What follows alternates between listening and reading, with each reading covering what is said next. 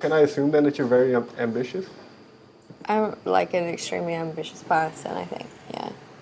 So with that in mind, then, having released this album, what are your wishes in terms of where it will go next? Um, Or do you think about those things beforehand, or? no, because it's not like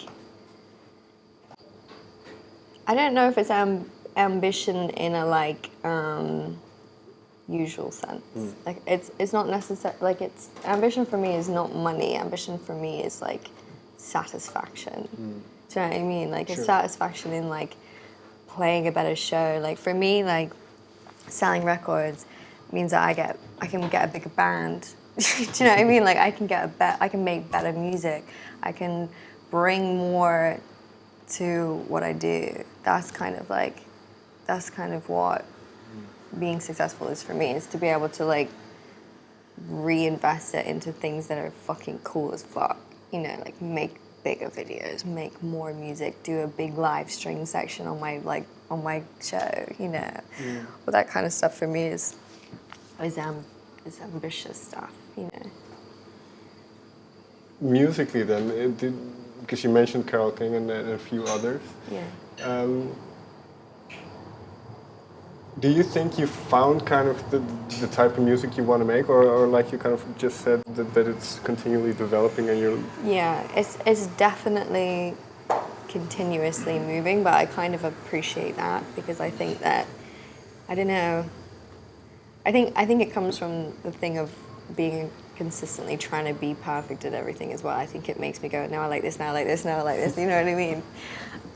But even I started making like a few bits of music that I'm really excited about, and they're kind of like an extension of what the album was, but they've still moved to a little bit of a different space. And I don't know, I think all the artists that I really appreciate have always been able to just keep like churning out interesting things that are different from their last project, but just equally as interesting. And I think that's what I want to bring as well. I don't want to just sit around and write ballads all day, or, you know. Right. I want to just bring more, I think. Experiment. I'm going to ask a question now, which is, I think, very difficult to answer. But what are you looking for in a song then? What makes for you a good song? Just feeling 100%, like, oh, hello. No, 100% based on gut instinct. I think it's the only thing that I really have to go off, because I think even my influences are quite diverse. So I don't know, I just feel in my gut, do I like it? And that's something that I've started listening to more and more and more and more as I've like gotten older, I would say. Because I think when you're younger, it's hard to listen to your gut because you're just so influenced by everything and you're trying to take it all in and try and process it in your own way. But I think as I've started to get, not that I'm old, I've just turned 22, but I feel really old. But yeah, I've just started to really like hone in on my gut instinct on stuff. And I think I know when I like something based on if I feel something from it. I'm like, yeah, that's cool. But that's an interesting point then, because for instance, a song like Frail Love was written quite a while ago, and you're not that same person you were back then. So how do you see a song like that now? How do I see it? I love it for the time frame and like the context, and I don't know, it's almost like looking back at your old pictures of yourself when you're little or something, and you're like, oh, that's really cute, like, what am I wearing? Like, it's kind of like that for me, old songs, you know, it's that looking back and going, oh, that's really sweet, actually. Yeah, that's how I see the older stuff. Even Don't Forget About Me, I see it as being like, oh, that's really sweet. I literally had been working my way up to going to London for like 3 years, and I got to London, and it's the first song I wrote when I got here. And I see it as like a really nice time frame when I started to just find friends and find my place like in my adulthood. That's Well, the thing. you were 16, right, at that point, or were? I think I was 18 when I moved to London, yeah. Because I read somewhere that it was 16. I thought that was quite young to go No. halfway across the world by yourself. Well, when I was 18, I went to LA for a little bit, did a little bit of time there, and then I always wanted to go to London. That was my main thing. Because even like when I was 13 and writing songs, I put up on my little Facebook status like lives in London, because it was just an ambition. Like it was more of a goal, and I'm not really sure why, but something I just wanted to prove to myself that I could get out, you know. And am I right? You're from Melbourne, right? Yeah. Which isn't the smallest of towns. But what made you wanna? This is gonna sound wrong, but why did you want to leave there? I think it was more just like curiosity for everywhere else. I think I was just really curious and I wanted to make music, and at the time also I was really influenced by loads of British artists, and I just felt like why not put myself in the place of those people and try and work it out from there. I think I've always been a bit of a risk taker, and I was a bit like, fuck it, we'll just see what happens. Like I'm going to put myself there and hopefully it works out. Yeah, I think it was curiosity, and also I'm not from the city in Melbourne, I'm from out of the city. So in my mind it was like moving to the city, even though it wasn't in the same country, it was a different country. It was like moving into the rat race of it.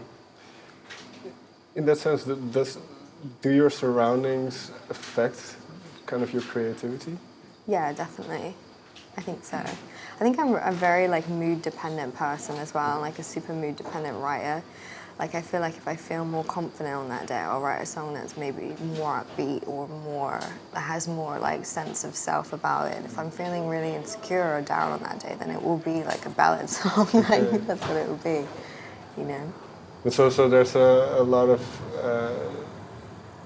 lived experience necessary for you to write the songs that you write. I think so, yeah. But I think I would love down the line to be able to like pair it more to concepts. Like I'd like to be able to like write like music for film or something like that further down the line. But for now, I think I'm just really trying to like carve out like what my point is, and so I think I really have to understand what I'm saying, or have lived what I'm saying, or feel what I'm saying to be able to write something that means anything, you know. Kind of to round off then, but having made this album, One Big Nothing, do you have a sense, a better sense of yourself after having made that album? 100%. Even more from just finishing it.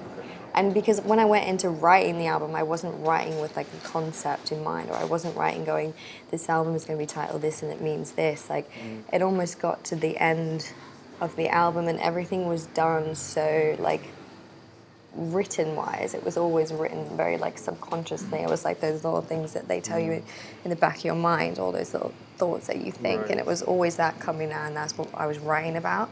And so when I got to the end of it, I was like, well, this is just basically a book of my last 3 years, isn't it? That's what it is. Like that is it. And it's kind of like a concept of going through some really difficult times within yourself, in your head, having a really dark period, and then moving forward from it, getting stronger from it, and then ending up in a place where you feel like you know yourself better and you're, in hindsight, really thankful for it.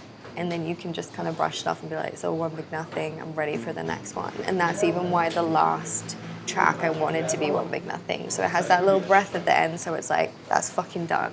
Right. We're good. We don't need to talk about it. We don't need to bring it up all the time. We can move on, we can make new stuff, we can be like a better grown version of myself, you know. So with that in mind, then, what do you notice about the songs you're writing now, where your mind is? I just think I care less. Okay.